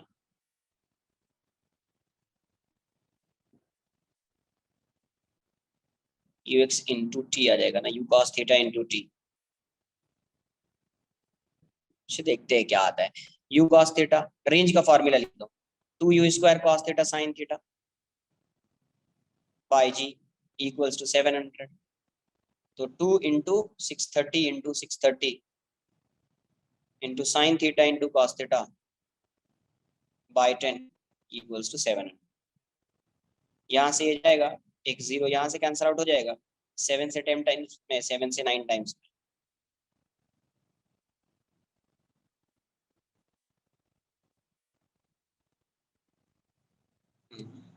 ये और भी कोई सिंपल सा मेथड हो सकता है। मुझे मैक्सिमम हाइट फाइंड करनी है। अगर मैंने टाइम ऑफ फ्लाइट फाइंड कर लिया तो उससे भी आंसर आ जाएगा मैक्सिमम हाइट का, या मैंने एंगल फाइंड कर लिया उससे भी आ जाएगा।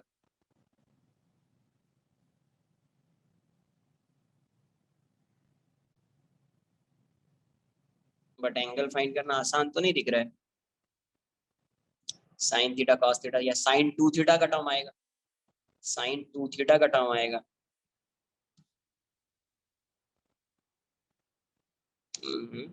रेंज दिया हुआ है y equals to x tan theta -1 - x/r। नहीं वो तो कर देंगे, वो तो सॉल्व हो जाएगा। रुको ना, मैं थोड़ा कुछ सिंपल सोच रहा हूँ, सिंपल हो सकता है क्या कुछ। x tan थीटा 1 - x/r, मैंने ये पुट कर दिया, x की वैल्यू r/2, y की वैल्यू h, y की वैल्यू h, तो और h में वही tan थीटा का रिलेशन आ जाएगा और कुछ नहीं आएगा। tan थीटा का रिलेशन आ जाएगा और तो कुछ नहीं आएगा।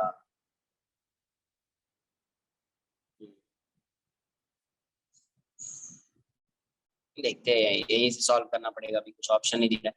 2 sin थीटा cos थीटा को sin 2 थीटा लिख देता हूँ मैं, ये हो जाएगा 10/63 × 9। अजब नहीं दिख रहा है।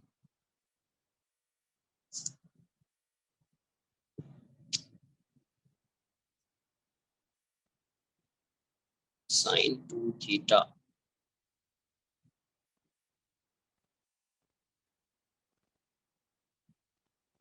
रेंज हाइट कितनी आएगी यार, मैक्सिमम हाइट u² sin² थीटा/2। ये पता है, ये पता, मुझे sin² चाहिए, sin² थीटा चाहिए, sin² थीटा, या tan थीटा चाहिए। h और r का रिलेशन में tan थीटा आता है।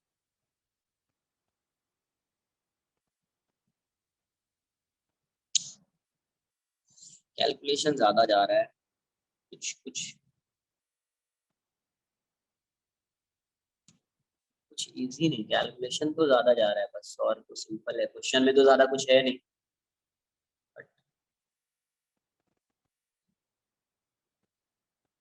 सिंपल सा फॉर्मूला नहीं लग रहा है। टाइम ऑफ फ्लाइट को अगर मैं लिखूं 2u sin theta, 2u sin theta, u पता है, जी पता है, sin थीटा आ जाएगा टाइम, और टाइम कितना जाएगा, 8h/g हो जाएगा, 2u sin थीटा/g। कोई फायदा नहीं, कट के कैंसिल करके वही आना है, कैंसिल होके यही आना है, u² sin² थीटा/2 जी आना है।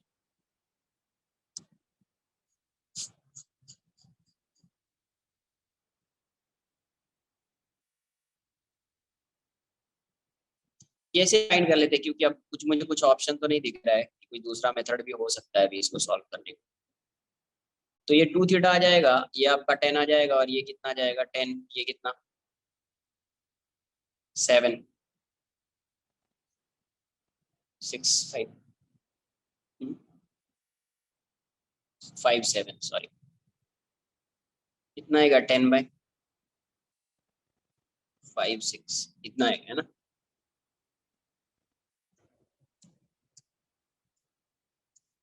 ये कैलकुलेशन बहुत दिख रहा है यार।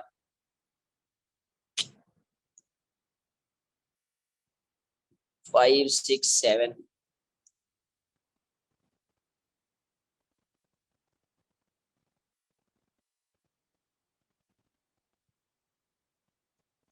देख लेते हैं अपन, ये क्या हो जाएगा you square by 2g। Sine square को क्या लिख सकते हैं 1 माइनस कॉस स्क्वायर थीटा, या नहीं नहीं रुको रुको, आ जाएगा आ जाएगा, साइन 2 थीटा है ना, कॉस 2 थीटा की वैल्यू तो फाइंड कर ही सकते हैं यहाँ से, साइन स्क्वायर थीटा इसको लिख सकते हैं ना 1 माइनस कॉस 2 थीटा बाई 2, आ जाएगा 6300 इंटू 6300 बाय 2g, 10 हो गया, और ये जगह 1 माइनस कॉस 2 थीटा की वैल्यू आ जाएगी यहाँ से 567 का स्क्वायर कर दीजिए माइनस 10 का स्क्वायर कर दीजिए, तो यहाँ से कॉस थीटा की वैल्यू पुट कर दीजिए कॉस 2 थीटा बाई 2, है ना, थोड़ा कैलकुलेशन जाएगा बट आंसर तो आ जाएगा, कॉस 2 थीटा की वैल्यू यहाँ से आ जाएगी, ठीक है।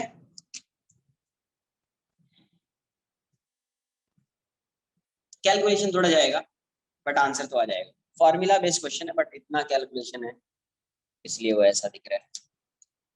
नेक्स्ट क्वेश्चन नंबर 24 क्या दिया हुआ है, bullet loses 1/n of its velocity, 1/n of its velocity passing through one plank. The number of such planks that are required to stop the bullet can be. मान लो ये एक Planck है, यहाँ पे इसकी स्पीड कितनी है u है, जब ये यहाँ पे आता है इसकी स्पीड कितनी हो जाती है, क्वेश्चन में क्या बोला, the bullet loses 1/n of its velocity passing through,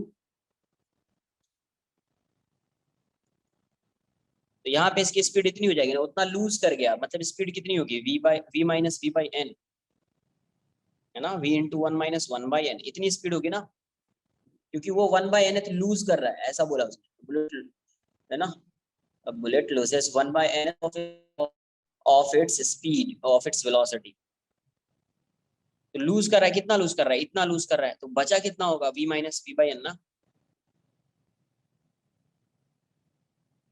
और ये वाला डिस्टेंस है, और ये वाली एक्सेलरेशन इस डायरेक्शन में, तो आप क्या लिखोगे v final square, v final square equals to v initial square plus 2as, तो v फाइनल को मैं v नॉट बोल देता हूँ, लास्ट में v नॉट की वैल्यू पुट कर दूंगा मैं, v naught square equals to v u square minus हो जाएगा 2as माइनस 2as, तो मैं बाद में v नॉट की वैल्यू पुट कर दूंगा, ये अभी उतना ही लिख देता हूँ मैं, ये v की जगह पे ये v है, ये v है तभी तो ऐसा लिखूंगा ना, ये v स्क्वायर हो जाएगा, यहाँ से आप क्या लिखोगे, उस इक्वेशन को फिर से लिख देता हूँ मैं, v स्क्वायर माइनस 2as, तो 2as की वैल्यू कितनी हो गई v square minus v naught square, equation 1 जहाँ पे होगा यूज कर लेंगे।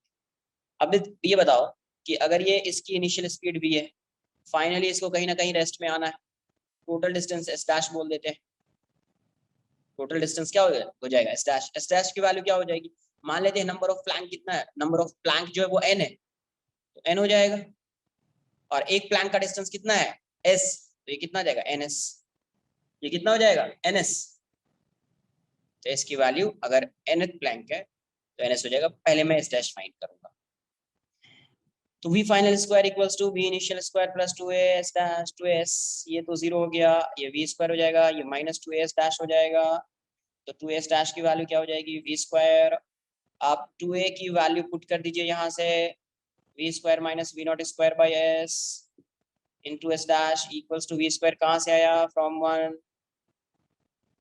v स्क्वायर की वैल्यू भी पुट कर दो, v क्या है v इंटू 1 माइनस 1/n का स्क्वायर, इतना है by s into s dash equals to v square, v square आप कॉमन ले लीजिए, 1 माइनस ये कितना हो जाएगा 1 plus 1/n square minus 2/n by s into s dash equals to v square, तो देखो v स्क्वायर से v स्क्वायर कैंसल, ओपन कर दीजिए 2/n s into s dash equals to 1, ये कैंसल आउट हो जाएगा, क्या होगा कैंसल आउट हो जाएगा, आगे सॉल्व कर लेते हैं अपन, क्या आ रहा है, क्वेश्चन होता है सिंपल, थोड़ा सा आपको कैलकुलेशन लगेगा, s dash by s equals to 1, तो एलसीएम लेंगे तो n स्क्वायर हो जाएगा, ये 2n हो जाएगा, माइनस 1 आ जाएगा, s डैश को आप क्या लिखेंगे ns, नंबर है n मत लिखो फिर, एन ऑलरेडी दिया हुआ है, एन नॉट लिख देता हूं मैं। एन नॉट क्या है? Total number of plank, total number of plank, क्योंकि ऑलरेडी एन दिया हुआ है क्वेश्चन में, तो ये N naught S by S one, since S dash equals to N naught S. तो एस से एस कैंसिल आउट हो जाएगा, एन नॉट की वैल्यू कितनी हो जाएगी? N square by 2n minus 1। तो यही है नंबर ऑफ प्लैंक। कितने प्लैंक चाहिए? तो इतने प्लैंक चाहिए। इतने प्लैंक चाहिए तो इतने प्लैंक चाहिए। क्या किया? पहले एक प्लैंक का फाइंड कर लिया, एक प्लैंक से एक्सेलरेशन का मुझे कुछ आ जाएगा, एक्सेलरेशन का कुछ मुझे क्या आ जाएगा? फंक्शन बन जाएगा। यहाँ पे मान लेता है कि एस डैश डिस्टेंस ट्रैवल करने के बाद स्टॉप हो जा रहा है, तो एक प्लैंक में वो एस डिस्टेंस ट्रैवल कर रहा है, तो एस डिस्टेंस है, एस डैश डिस्टेंस है, तो कितना प्लैंक होगा? तो N naught equals to total distance upon distance of one plank, या विड्थ ऑफ वन प्लैंक, या लेंथ ऑफ वन प्लैंक, जो भी रहा होगा। एन नॉट की वैल्यू क्या हो जाएगी? S dash by S. तो पहले आप यहाँ एस डैश का कुछ, एस डैश और एस के टर्म्स में कुछ फाइंड कर लीजिए, फिर लास्ट में पुट कर दिया एस डैश की वैल्यू, तो यहाँ से आपको एन नॉट की वैल्यू मिल गई। यही क्या हो जाएगा? नंबर ऑफ प्लैंक हो जाएगा। यही क्या हो जाएगा? नंबर ऑफ प्लैंक आ जाएगा।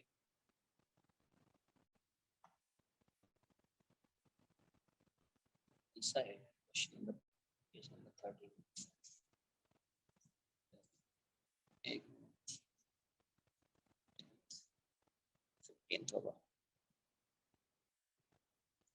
Question number 25th. A car is standing 200 meter behind a bus. एक क्वेश्चन किया था, देखो वहां पे डिस्टेंस नहीं दिया होता, यहाँ पे कुछ डिस्टेंस, यहाँ पे कुछ डिस्टेंस दिया हुआ है।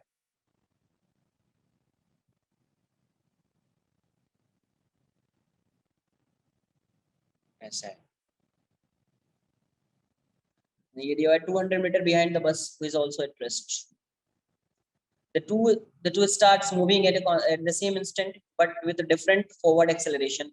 The bus has acceleration, initial velocity इसकी भी 0 है और इसकी भी 0 है।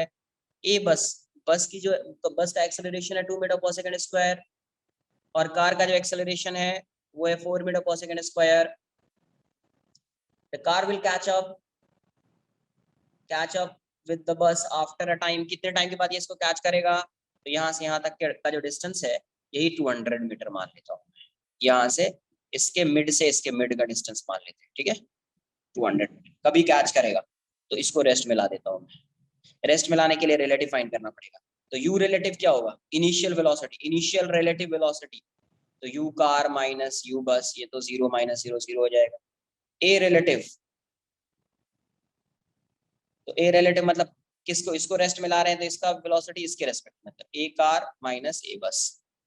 तो ए कार कितना है 4, ये कितना है 2, तो 2 मीटर पर सेकंड स्क्वायर। एस रिलेटिव कितना दिख रहा है? 200 मीटर, क्योंकि ये रेस्ट में है तो यहाँ पे आना है इसको, तो कितना डिस्टेंस ये ट्रैवल करेगा? 200 मीटर। एस रिलेटिव 200 मीटर, तो क्या यूज करेंगे ना? S relative equals to U relative into T plus half A relative into T square into T square. S relative कितना? 200, ये वाली वैल्यू कितनी? 0 प्लस हाफ, ये वाली वैल्यू कितनी? 2, ये कितना? टी स्क्वायर, 2 से 2 कैंसिल आउट, टी स्क्वायर की वैल्यू कितनी हो गई? 200, तो टी कितना आ जाएगा? अंडर रूट 200, मतलब 10 root 2 second, 10 root 2 second.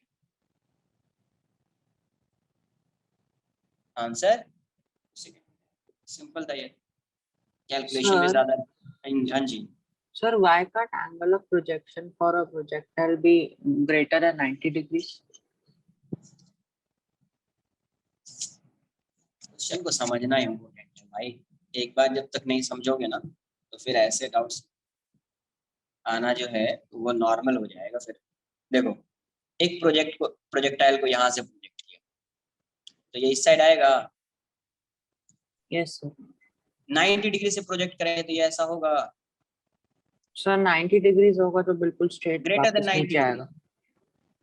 Yes, greater than 90 degree ऐसा रहेगा। yes, sir. तो ये प्रोजेक्टाइल ऐसा होगा, Yes, sir. ऐसे प्रोजेक्ट किया। अरे बॉल को तुम ऐसे प्रोजेक्ट करोगे तो ये इस साइड जाएगा, इस साइड प्रोजेक्ट किया तो इस साइड आएगा। तो अब Yes, तुम sir, ये yes. अब इसका मतलब अब तुम ऐसा प्रोजेक्टाइल मान लो ना यार, यहाँ से एक प्रोजेक्टाइल है, ये एंगल है, नॉर्मल यही प्रोजेक्टाइल हो जाएगा ना इस साइड, Yes, sir. अब यहाँ से तुम थोड़ी देखोगे कि तुम ग्राउंड से इतने एंगल प्रोजेक्ट कर, तुम तो ये देखोगे ना कि ग्राउंड से ये वाला एंगल रहेगा। अच्छा, okay, sir. Smallest angle we consider, that's right. हाँ, वो समझना है ना, प्रोजेक्टाइल किस साइड हो रहा है, प्रोजेक्टाइल इस साइड हो रहा है तो इस साइड से एंगल, प्रोजेक्टाइल इस साइड हो रहा है तो इस साइड से एंगल। तो इस एंगल को कंसिडर करने का कोई मतलब होगा, कोई मीनिंग होगी उसकी? No. रेंज क्या हो जाएगा, ये वाला रेंज हो जाएगा, ये वाली हाइट हो जाएगी, मैक्सिमम वेलोसिटी, वेलोसिटी और मैक्सिमम हाइट ये हो जाएगा। जब पार्टिकल स्ट्राइक करेगा तो वेलोसिटी अभी इसकी ऐसी होगी, एक कंपोनेंट ऐसा जाएगा, एक कंपोनेंट ऐसा है। Okay, sir. और भी किसी को कोई डाउट है? क्योंकि ये एक काइनेमेटिक्स 1 कंप्लीट हो चुका है, उसका डिस्कशन भी हो चुका है। एक बार आप जिसने सॉल्व नहीं किया अभी तक सॉल्व कर लो, नहीं तो वरना फिर से बैकलॉग आना स्टार्ट होगा। अभी तुम्हारा कुछ 5 डेज या 6 डेज का वेकेशन भी होगा, तब तक जो है वेक्टर्स, कैलकुलस और काइनेमेटिक्स को आप सॉल्व कर लीजिए, क्योंकि नेक्स्ट वीक का जो लेक्चर होगा उसमें काइनेमेटिक्स नहीं होगा, उसमें यूनिट एंड डायमेंशन होगा। यूनिट एंड डायमेंशन तो लेक्चर में ही पढ़ोगे तो आ जाएगा, उसमें कुछ होता नहीं है, उसमें कुछ भी इंपॉर्टेंट उतना है कुछ नहीं, वो सिंपल है, देख के आ जाएगा। फॉर्मूला आना चाहिए, हाँ, बट अभी उतना तुमको फॉर्मूला नहीं आता है तो नहीं आएगा उतना। हाँ, बट जैसे जैसे चैप्टर पढ़ते जाओगे फॉर्मूला आता जाएगा तुमसे, उसका डायमेंशन आता जाएगा, कैसे डायमेंशन फाइंड करते हैं वो आता है, वो तुमको आ जाएगा वहीं पे, है ना, क्योंकि वो फॉर्मूला बेस्ड, वो मैं बताऊंगा कैसे सॉल्व करते हैं, कैसे डायमेंशन फाइंड करते हैं। तो इसलिए जिसने अभी तक वेक्टर्स, कैलकुलस और काइनेमेटिक्स 1 कोई भी चैप्टर अगर सॉल्व नहीं किया है उसको आप सॉल्व कर लीजिए,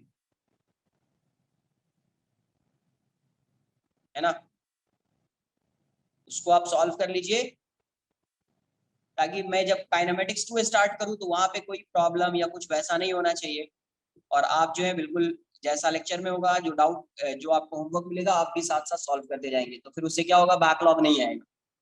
तो ये क्लियर होना चाहिए सबको, वरना फिर एक बार बैकलॉग आ गया ना तो फिर पढ़ने का इंटरेस्ट ही नहीं आता, इतना बैकलॉग अभी कौन करेगा, क्या करेगा, नेगेटिव वाइब्स आएंगे, वैसा काम नहीं करना। क्लियर?